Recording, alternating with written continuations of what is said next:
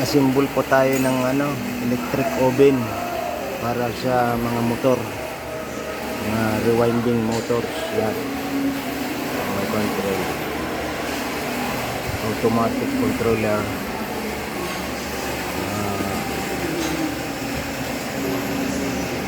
Malapit na, kunti na lang, tapos na.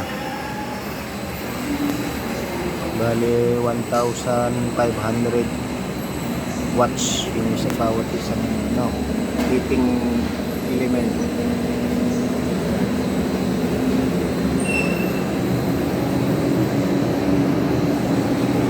See you soon pagkatapos na.